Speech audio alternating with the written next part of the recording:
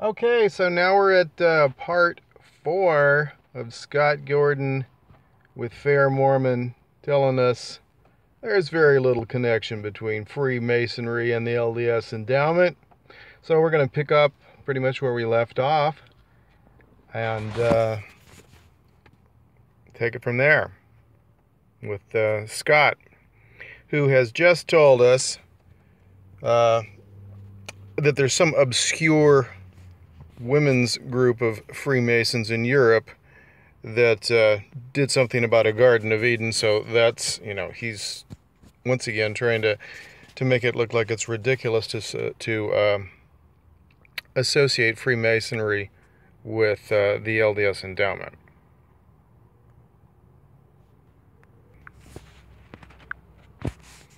Than a top secret group in France that Joseph might have been familiar with.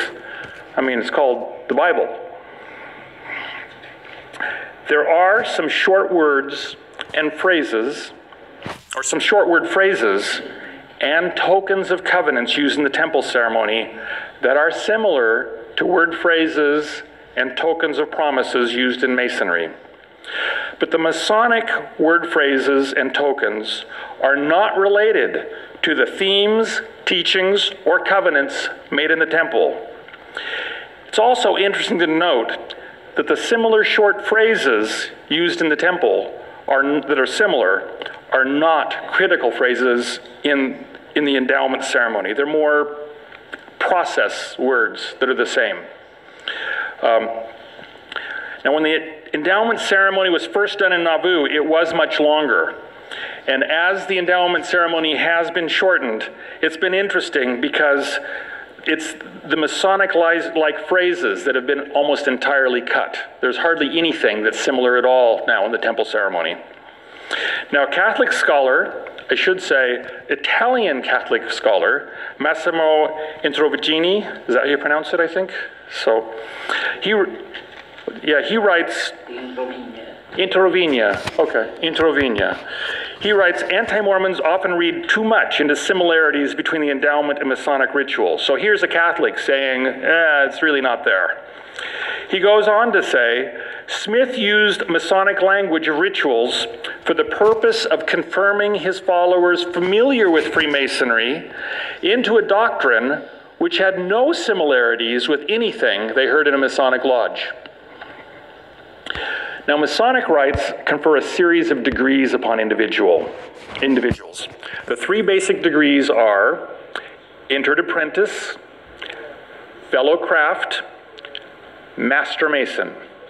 Those 3 levels are put together in something known as the Blue Lodge, and that's basic masonry, Blue Lodge masonry. As the initiate makes promises, he shakes hands or performs other physical movements to signify this agreement. Now, if you think about it, in our culture, there are a number of ways to represent making promises or covenants. These include signing your name on a piece of paper, shaking hands, raising your right hand to the square, being immersed in water, eating bread and water or bread and wine, or even, in the American TV cowboy custom, spitting on your hand and then shaking hands for promise. I mean, I think some of the youth today in America, they'll say, do you swear? Yes, I pinky swear. And they do this. Those are little fingers, pinky swear. But in each case, these physical actions show that it is a token showing you're making a promise. Now, throughout time, God has also used various methods or signs to represent the making of covenants. In Genesis 17:11, it talks about circumcision being a token of the covenant. In Genesis 9:12, he talks about the rainbow being a token of the covenant. In Exodus 12:13, he talks about the blood on the posts being a token of the covenant. And in the Book of Mormon, when Captain Moroni asked people to follow God, they rend their garments in token of the covenant. So Better not be rending their temple garments. That would be trouble, Scott. So, yes, we have stuff coming from ancient religion, from bloodthirsty gods that required blood sacrifice of animals and human beings, those that predated Judaism and Christianity, and including Judaism. And then, of course, in Christianity, we substitute killing Jesus for continuing to kill all those poor innocent animals that were being sacrificed to please Yahweh, who seemed to like to sniff the burning flesh.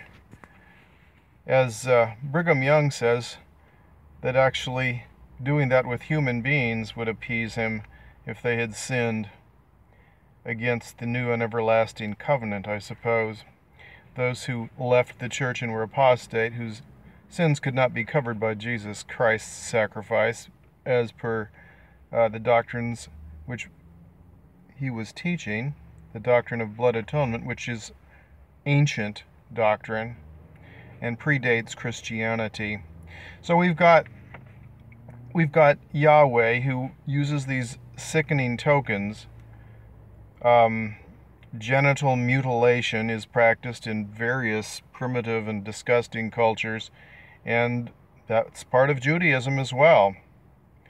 That's just the guys that get it in Judaism. Girls got lucky. They're abused enough. So Yahweh's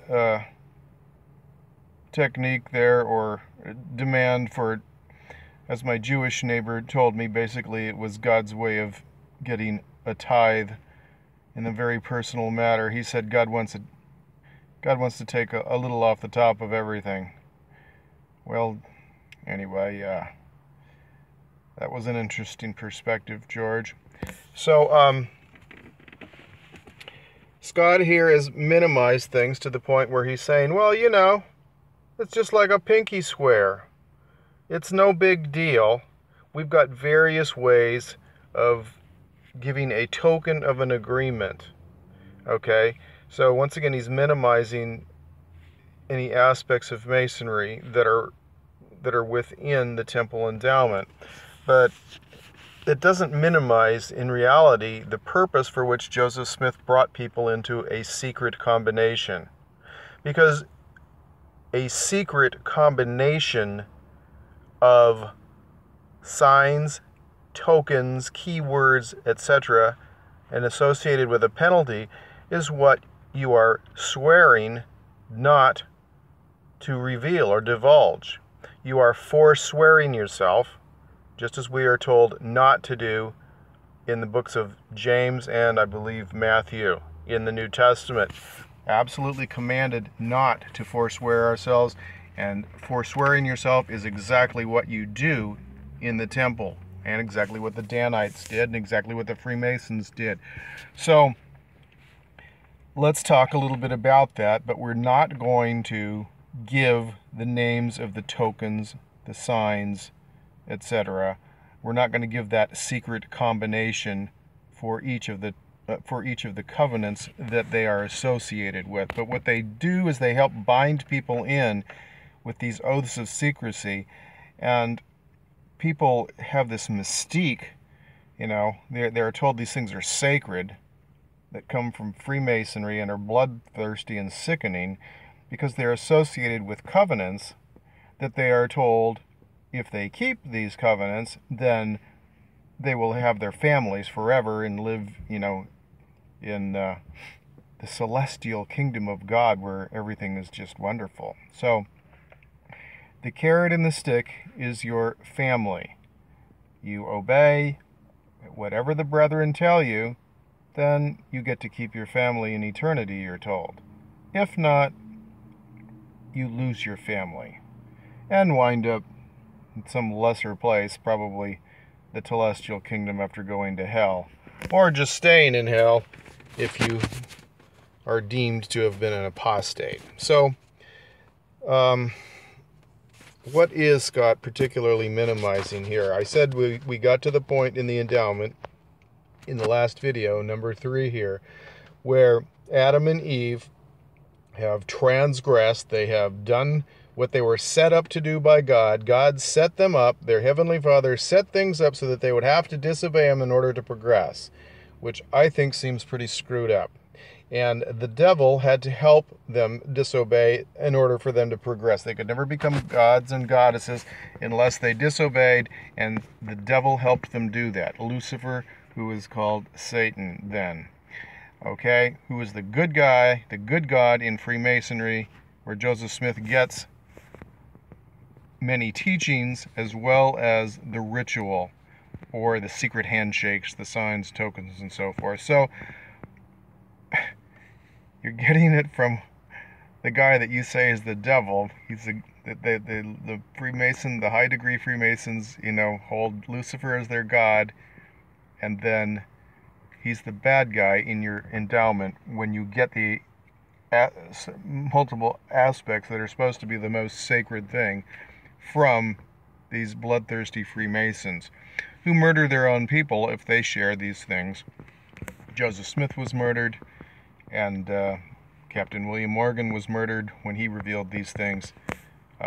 But Joseph Smith wasn't murdered before he could have his joys with Captain William Morgan's widow, even though she was remarried. That never stopped Joseph Smith from getting his way with the ladies. We've learned and have a lot about that in the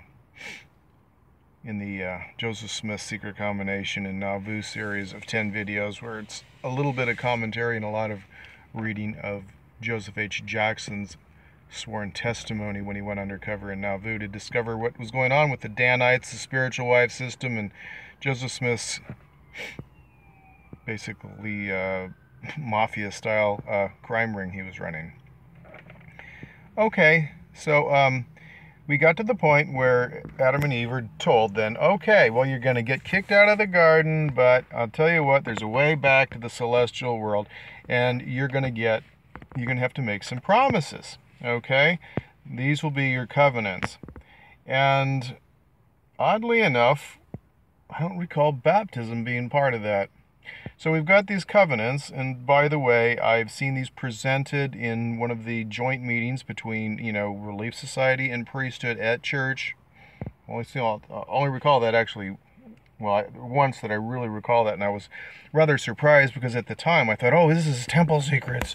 We can't talk about this, but, the only thing you actually covenant not to tell is the name of certain handshakes and in association with certain signs. Like I said, sometimes those signs are actually, at least, I know of at least one that's used in public, so it's not that secret. It's just that you don't reveal the names of the signs and all that kind of a thing, and the names of the secret handshakes, which are pretty much the same as the Masonic secret handshakes, but they've got a different name. Instead of saying, this is the handshake or whatever associated with being a fellow craft or an entered apprentice or a master mason, you've got different names in Mormonism, but you're told it's sacred. It's not just a secret, it's sacred. So, and if you tell it, we'll kill you. But they don't tell you that anymore. It used to be, we'll kill you, and then it was rather, and things changed a little bit, and eventually it was, well, rather than share these things, I would allow myself to be killed, and then you're pantomiming various gruesome ways in which you would be killed, which happened to correspond exactly to the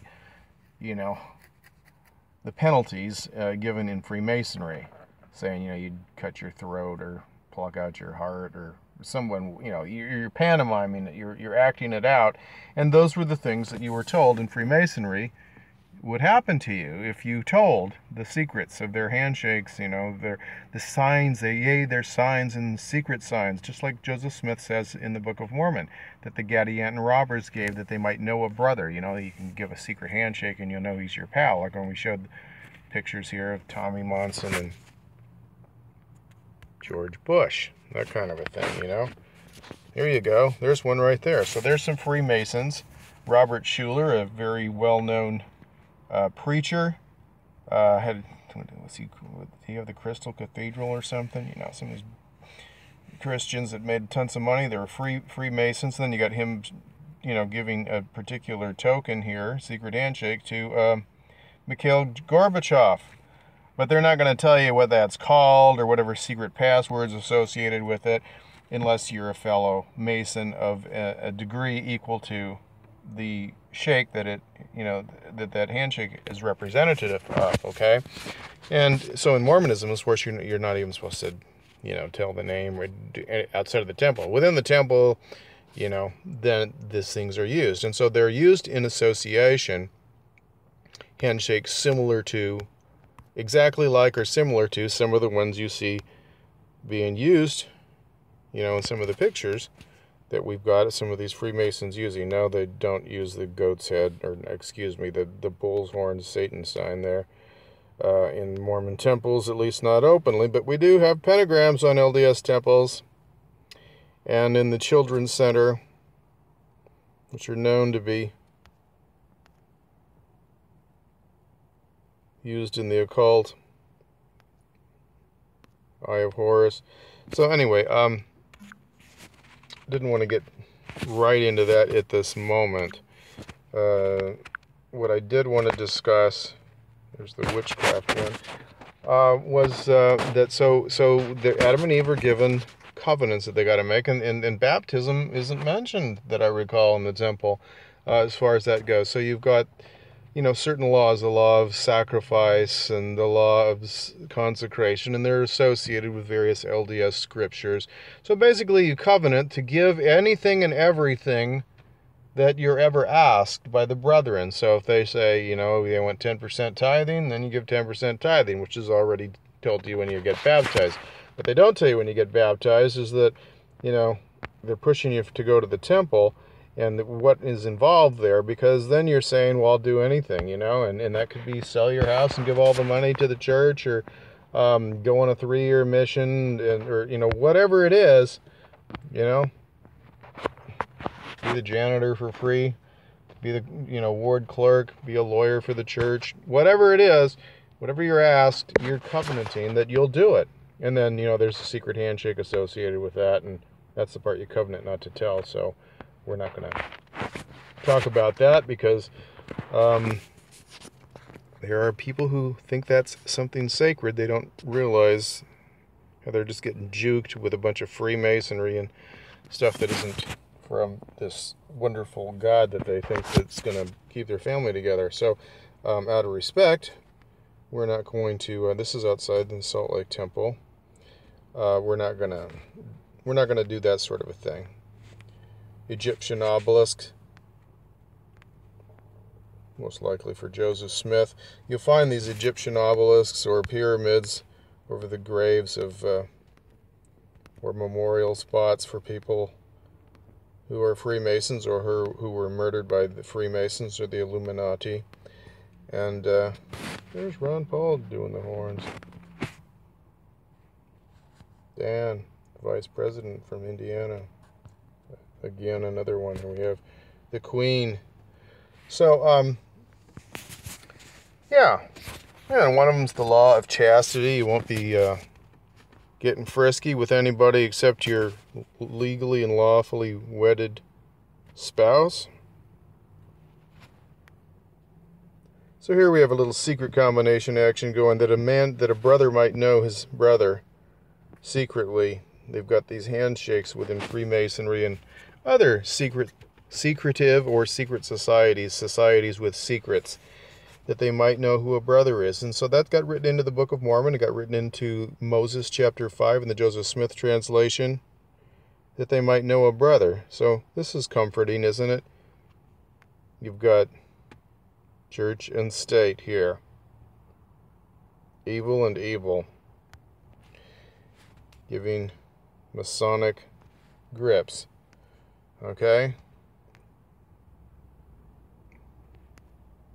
So why do we have this stuff, this Egyptian mystery religion stuff, plastered all over the temples, or some of them,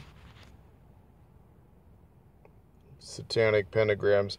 Sure, Anton LaVey popularized it afterwards a little bit more, but it's not like it was not known before then, which Mormon apologists try to act like is the case.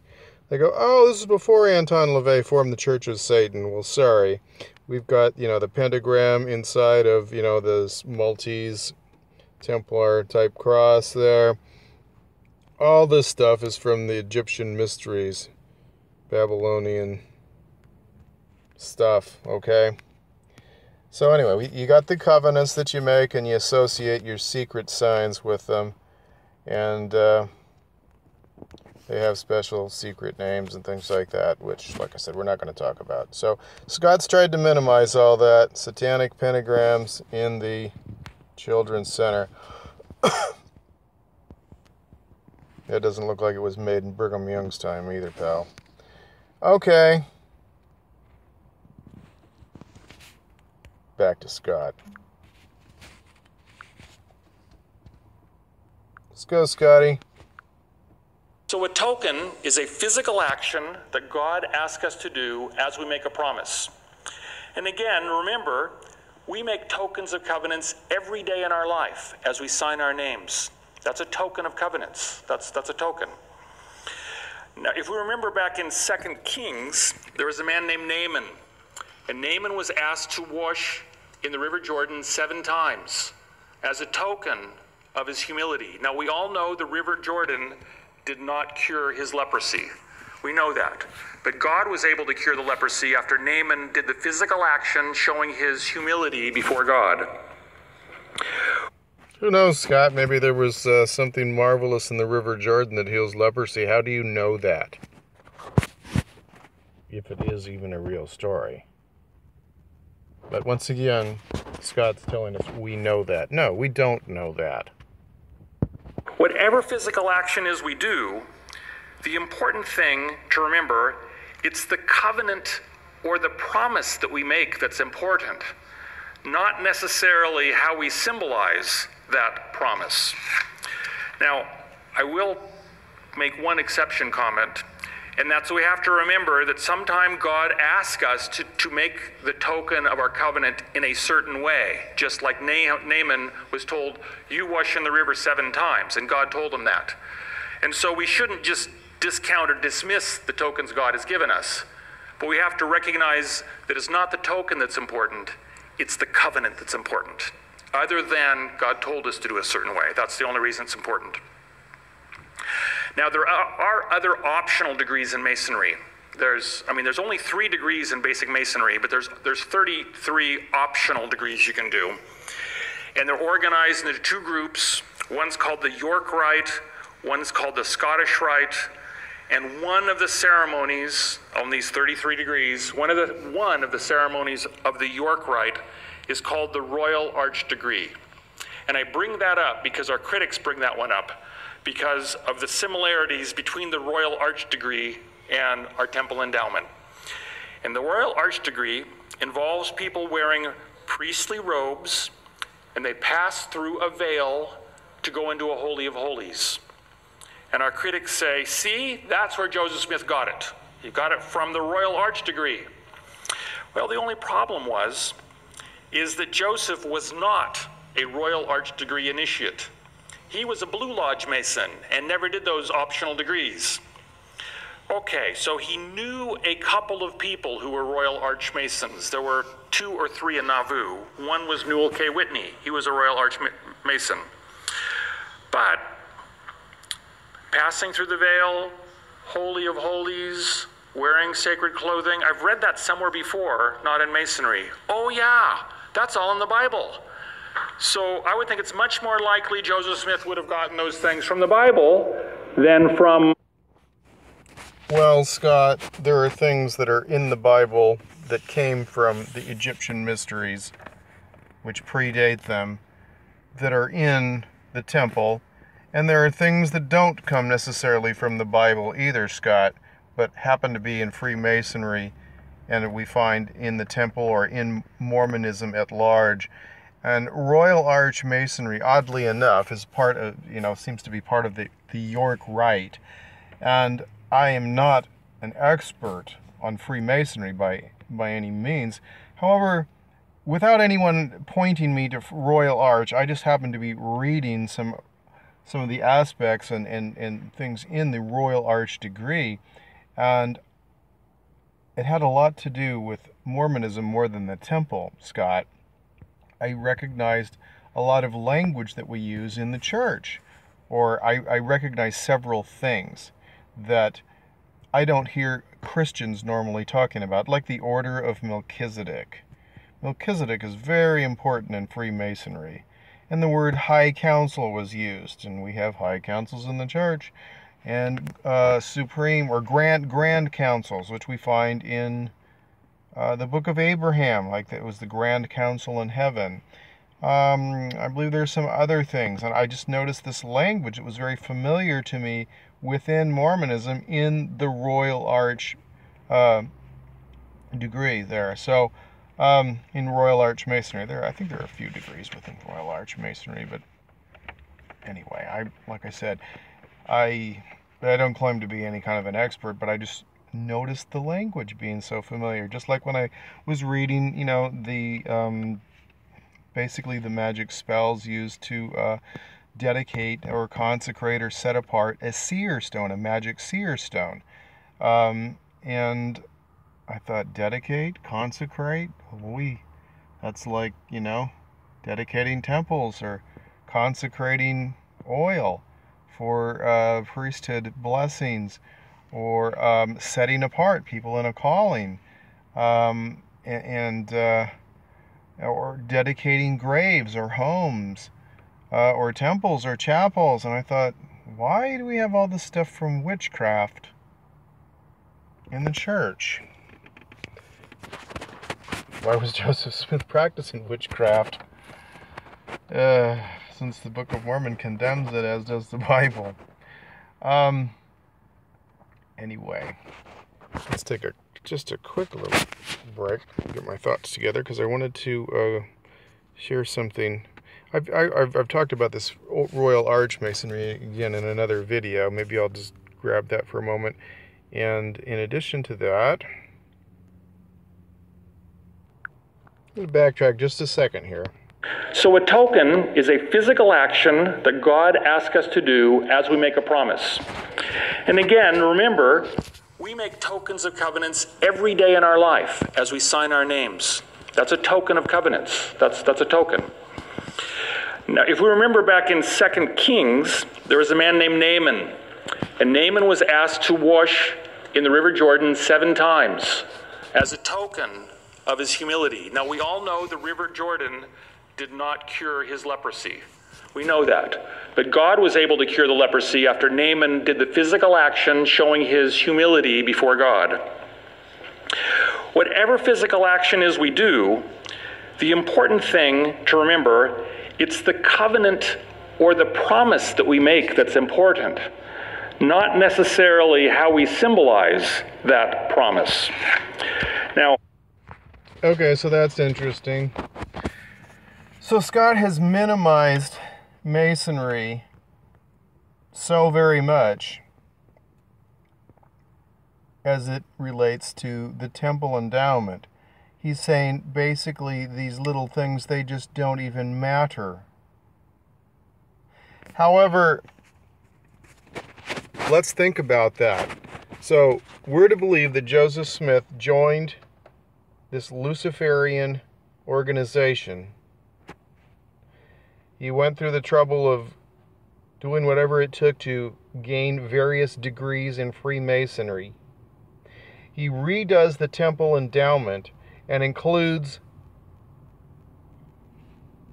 various aspects of Freemasonry, including teachings, doctrines, Luciferian doctrines, and what Scott's talking about, signs, tokens, and death penalties, very gruesome death penalties, and key words, that sort of a thing.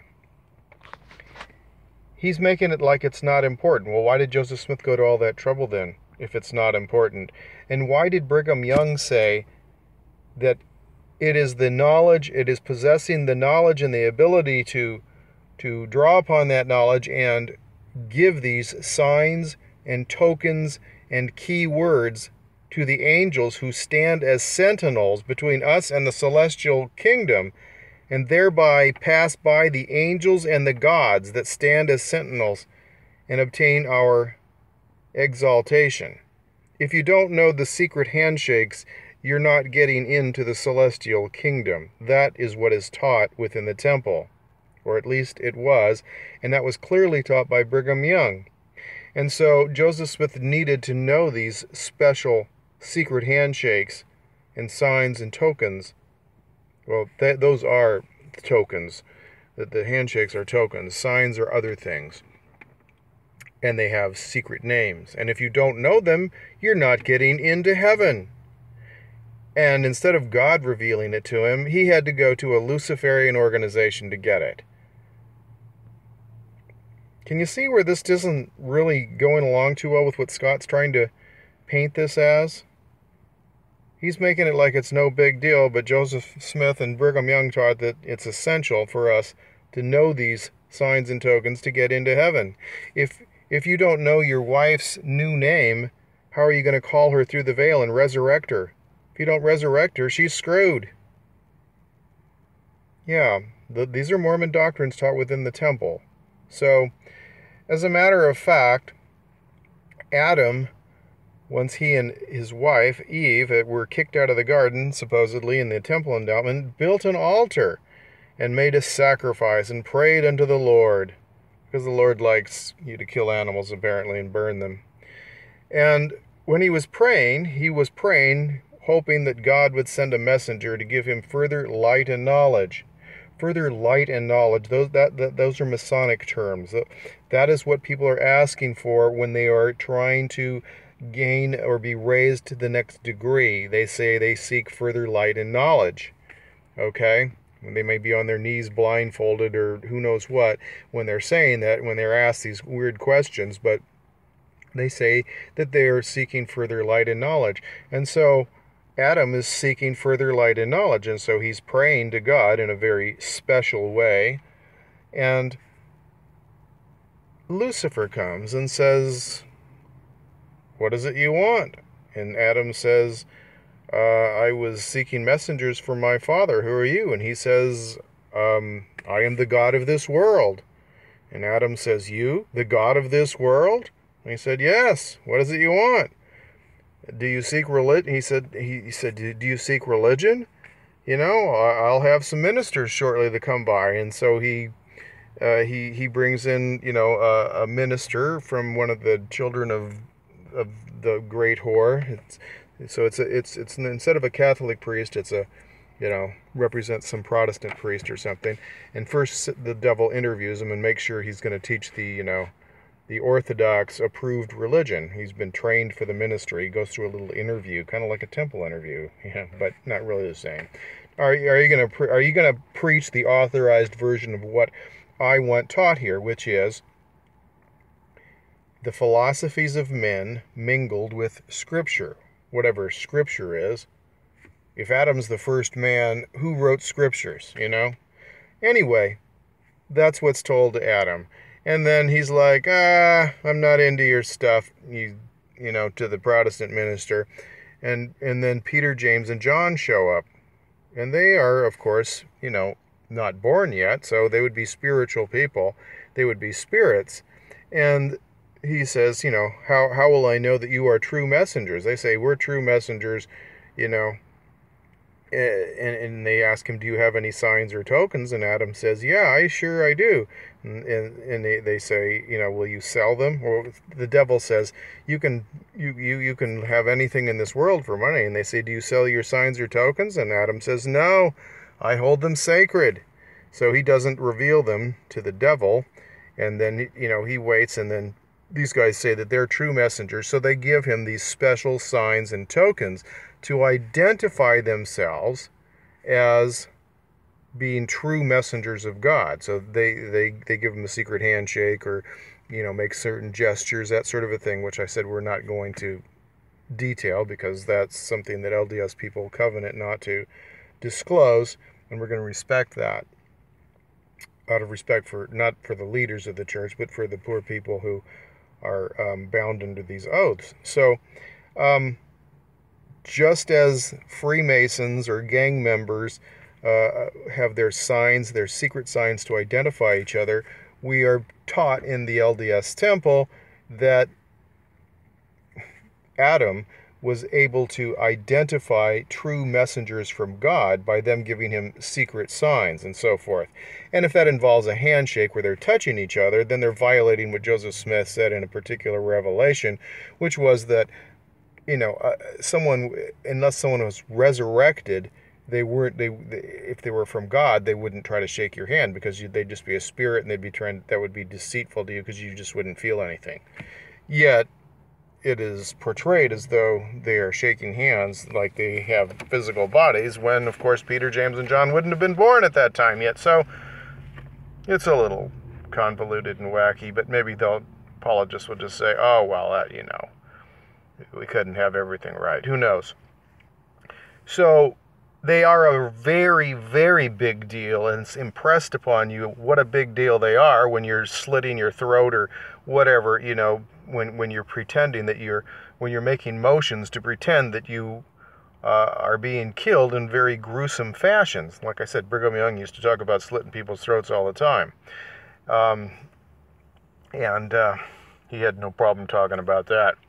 But you don't say, hey, this is what this handshake means, and in conjunction with this covenant and this sign and these keywords and all that you're sworn to secrecy on that, and so you could have been killed for that.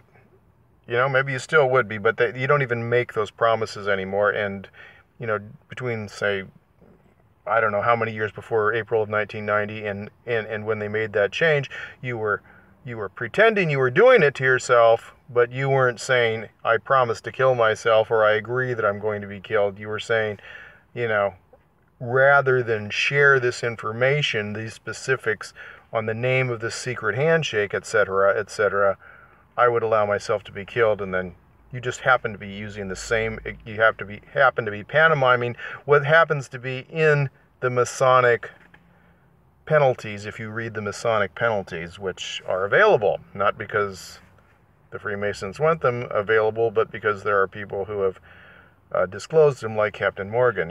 Some of the secrets got out. So Scott mentioned, he said, okay, Joseph Smith was only in the Blue Lodge and he became a Master Mason, which basically ain't a whole lot, but you are giving some pretty gruesome covenants or oaths of secrecy. When you've probably heard the term giving you the third degree, that's what they're talking about, the third degree in Freemasonry, which is Master Mason, and you're swearing death oaths, terrifying death oaths. So Scott mentioned 33 degrees. Well, there are 33 degrees when you're associating that with the Scottish Rite. The York Rite does not encompass 33 degrees.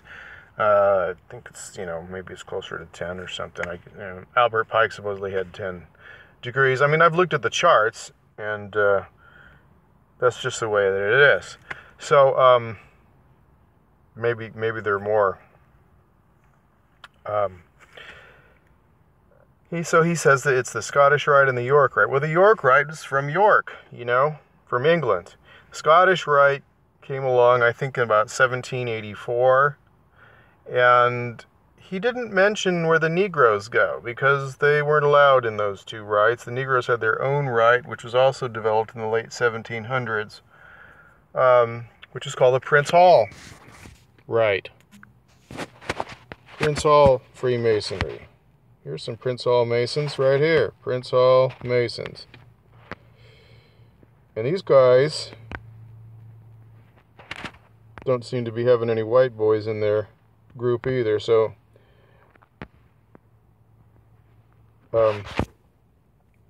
that is the way that it's done, or at least it was done. I actually saw a recent picture with a white and black in the same picture. Look like they're in the same lodge, so maybe something has changed. But at the time of Joseph Smith, that's definitely the way it was. And so I have, decided that that's a little bit too much coincidence for Joseph Smith bringing Freemasonry from the York Rite into, from a lodge established by the York Rite, even if he didn't make it up into anything that we know of above Master Mason. This was brought into the endowment, so you can't have Negroes and whites mingling there, doing these things. That's a violation of the Masons, laws there. So the blacks had to be kept out of that temple, or Joseph Smith would have been dead even faster out of that endowment. So he wrote the Book of Abraham, which says that the Canaanites can't have the priesthood. And so all these Canaanite brothers here could not have the priesthood. Yeah, they call them brothers in Freemasonry. So, they got the white gloves on. Did I see a whitey-tighty there? Well, he's not quite like them. Anyway, and the church sure doesn't want us to associate anything between the LDS leadership and the Freemasons for some reason. So they're happy to throw Brigham under the bus and say that it all happened because of Brigham Young, but Joseph Smith wrote it into the Book of Abraham exactly the same time that he became a Freemason. Book of Abraham, you'll find, was being done between March and May of 1842. And Joseph Smith became a Freemason in March of 1842 and changed the endowment in May of 1842 and kept it segregated by writing the Book of Abraham, I believe. And therefore he didn't piss off the Masons any sooner or harder than he had to. Yeah, well, let's take a look here. I got a couple other photos here with some white folk in them. That'll be from the they will be from the other side of the coin here. The other side of the tracks, they will be York Rite boys, or Scottish Rite.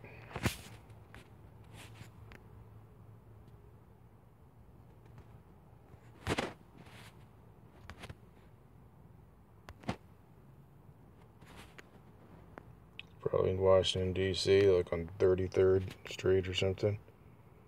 3800 what? 13th Street? Shit, I don't know. I don't even know if that's D.C. right there or not. Freemasons. Scottish Rite Freemasons. Alright. Well, what do you know? They look pretty white to me.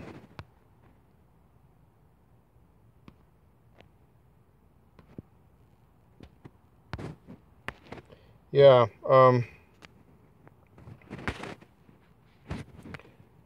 the Grand Royal Arch Council. See any Negroes there? This doesn't look like our pictures that we see on LDS.org that are so racially diverse, does it? No. But this is Freemasonry. And the church does not want us to think that they are connected with Freemasonry, but it's pretty obvious they still are. After the Freemasons took those penalties out of the Blue Lodge in 1986, Gordon waited 4 years and then took them out in 1990, along with the 5 points of fellowship and a few things out of the LDS endowment. Didn't want it to look like he was following suit from the Mother Lodge. Ever wonder who owns the stock in the corporation of the president of the Church of Jesus Christ of Latter-day Saints? So this says York Rite. These guys are York Rite, and once again, they're white guys. So Prince Hall, black guys, he didn't bother to mention them. York Rite and Scottish Rite, white guys. But I actually did see a picture here that had recently a black guy and a couple of white guys in it.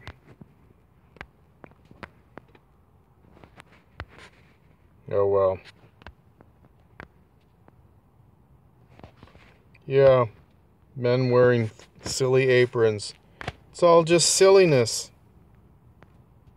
Or is it? If they'll kill for it. Oh, what do we have here? Saturnian. Who knows? I don't know what all the symbols are. I've looked at a bunch of stuff, but Grand York Rite. I think we already saw that one. Okay, so let's see what Scott's got to say some more here. The very misleading Scott Gordon, president, I don't know if he's still president, of Fairmormon. Unfair Mormon. I will make one exception comment, and that's we have to remember that sometime God asks us to make the token of our covenant in a certain way, just like Naaman was told, you wash in the river 7 times, and God told him that. And so we shouldn't just discount or dismiss the tokens God has given us, but we have to recognize that it's not the token that's important, it's the covenant that's important. Like I said, you don't get into heaven without knowing the right secret handshake, Scott, so sounds like you're lying again. Then God told us to do a certain way. That's the only reason it's important.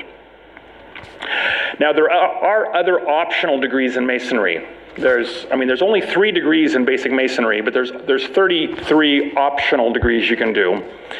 And they're organized into 2 groups. One's called the York Rite, one's called the Scottish Rite. And one of the ceremonies on these 33 degrees, one of the ceremonies of the York Rite is called the Royal Arch Degree. And I bring that up because our critics bring that one up because of the similarities between the Royal Arch Degree and our Temple Endowment. And the Royal Arch Degree involves people wearing priestly robes, and they pass through a veil to go into a Holy of Holies. And our critics say, see, that's where Joseph Smith got it. He got it from the Royal Arch Degree. Well, the only problem is that Joseph was not a Royal Arch Degree initiate. He was a Blue Lodge Mason and never did those optional degrees. Okay, so he knew a couple of people who were Royal Arch Masons. There were 2 or 3 in Nauvoo. One was Newell K. Whitney. He was a Royal Arch Mason. But passing through the veil, Holy of Holies, wearing sacred clothing. I've read that somewhere before, not in Masonry. Oh yeah, that's all in the Bible. So I would think it's much more likely Joseph... And once again, Scott, that's in the Old Testament, which was done away in Jesus Christ, supposedly. Or don't you believe that? Smith would have gotten those things from the Bible than from this Masonic ceremony that he probably wasn't even familiar with. Another similarity. Both Masons in their lodge... If he smacks his lips one more time, I'm going to feel like kicking him in the cheek. I just get so sick of his lip smacking crap. I don't know if anyone else is annoyed by that, but sorry, Scott, you are super annoying. Maybe it's a sign of your lying. And Mormons in their temple ceremony use aprons. But the aprons are very different and have very different meanings. Our aprons are made out of green cloth. Their aprons are made out of white lambskin. All right, we saw some of those guys there, didn't we? We saw some of those lambskin boys for the these Freemasons, didn't we? Goodness gracious.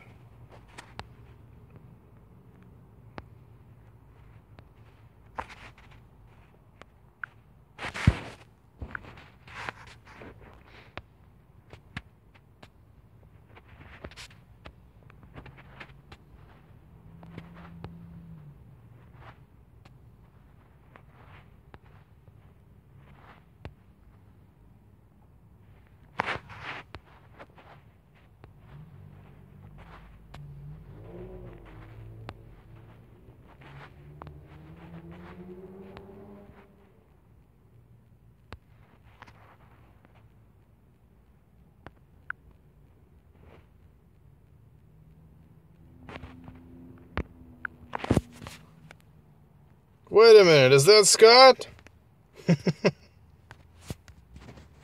Is that you, Scott? Is that your apron? Sitting astride a tape here? Alright. I guess... Is that Scott? In his younger, more rebellious days with his lightsaber, Temple Square. Goodness gracious. So, see, that looks a little different. He's right. It looks a little different. Love the shades, Scott. Alright, it wasn't Scott. I'm just teasing. Let's get back to Scott. Has to be, in their tradition, it has to be white lambskin. Our aprons represent the fig leaves sewn together to cover their nakedness. Represent modesty. Their aprons represent something to cover the masons from dust as they work on the stones. Right. So totally different meanings. Now, early saints believed that both Freemasonry and the Temple Endowment came from ancient temple rituals. Hugh Nibley, Matt Brown, and Jeff Bradshaw have done a lot of work showing ties between what is done in modern temples and ancient temples, and some of it's very good. Our modern temples seem to match the theme of the ancient temples, symbolically moving people back to the presence of God. While it's not the primary purpose of Masonic rituals, it is possible that some aspects of Masonic rites were fashioned after ancient temple themes. But there's still much disagreement over whether Masonic rituals are ancient or modern. Historians of Joseph Smith's day believe they were all ancient. The saints in Nauvoo believed they were ancient. Historians today, most of them believe they were modern. But now, interestingly, you had Joseph Smith, who's supposed to be a prophet, seer, and revelator, and you've got the Q15 now. You know, the First Presidency and the Quorum of the 12 that are all supposed to be prophets, seers, and revelators. So why do we care what the rest of the world thinks? Why not just ask a prophet? Have them ask an angel or ask God. I mean, why do we have these guys if they can't tell us even the simplest thing? Are the rituals from the Temple of Solomon or are they not? Thomas, Gordon, Henry, what's the deal? Joseph Smith would have told us all kinds of things. You just ask him and he'd just look at his magic stone and he'd tell us. Do they need to use the magic stone? What's the problem, Scott? in the modern creation, they tapped into some ancient traditions. So quite honestly, when was Masonry started? Where did the rituals come from? I've read a number of books by some very prominent historians of Masonry, and they all say the same thing. We don't know. Nobody knows. The records are... Once again, in Alma, I believe it's in Alma, we've got the stone that Mosiah had, unless I'm in the wrong book there, which would shine forth in darkness unto light to reveal the secret works of those that Mosiah wanted to check up on. So it should be perfectly within the realm of a prophet, seer, and revelator, especially if they got the magic stone there. They've shown it on LDS.org, Joseph's favorite magic stone, or at least the one that they've got in the vault, the brown one. I mean, why don't they just use the thing for what it's for, Scott? Why do we sustain these men as prophets and seers and revelators if they're not going to do their revealing? And what is a seer supposed to do, Tell us about these ancient things. But why aren't they doing any of this? What's going on?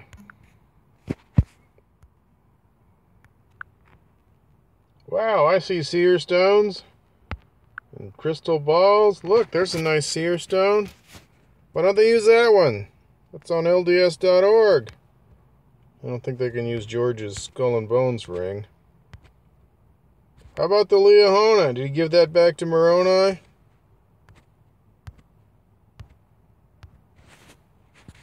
How about a crystal ball with a seer stone inside of it? Oh, that'd be a tough one.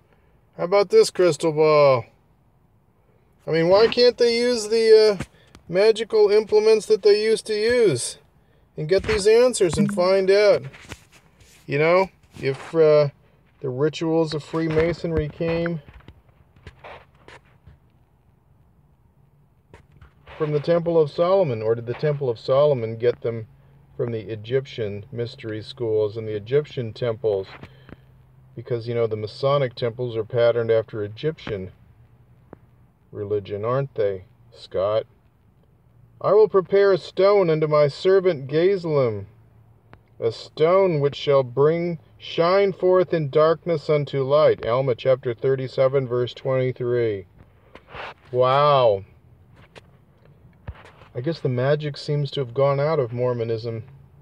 We have to depend on apologists and BYU professors and authors for our answers instead of getting it from the sources from the magic world that Joseph Smith got things from. Why, Scott? Maybe we could just use the Holy of Holies magical parchment. Or the magic knife that Joseph used to draw magic circles around the area they were going to dig treasure in. And then use various spells and things to cast incantations and spells. Or maybe you could just get the answer looking at the stone in his hat. Like Emma and David Whitmer said he got the words for the Book of Mormon from. Huh? Why, Scott? Why? Why can't he just use the ancient magic which formed the basis for the Egyptian temples and the Mormon temple and Christianity and the temples where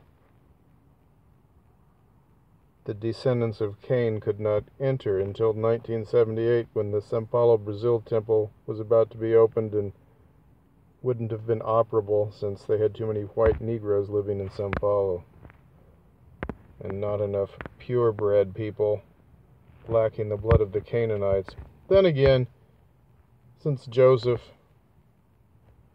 was sold into Egypt and married an Egyptian girl who had the cursed blood of the Canaanites, evidently, since that's what it said they all had in the book of Abraham chapter 1. How did Ephraim and Manasseh get the priesthood if they had the cursed blood of Cain? Maybe that's why he never translated the book of Joseph. He'd already screwed up enough. Didn't need more problems. Ordo Templi Orientis. Aleister Crowley, 33rd degree Freemason. L. Ron Hubbard, founder of Scientology, disciple of Aleister Crowley, from OTO, where Crowley was the head in Los Angeles, and Anton LaVey, his other pupil, formed the Church of Satan, and also a 33rd degree Freemason. Nothing occultic about Freemasonry, huh? No similarities with anything satanic. No, not at all. Silly fanatics thinking such things. Oh, there's a cool crystal ball.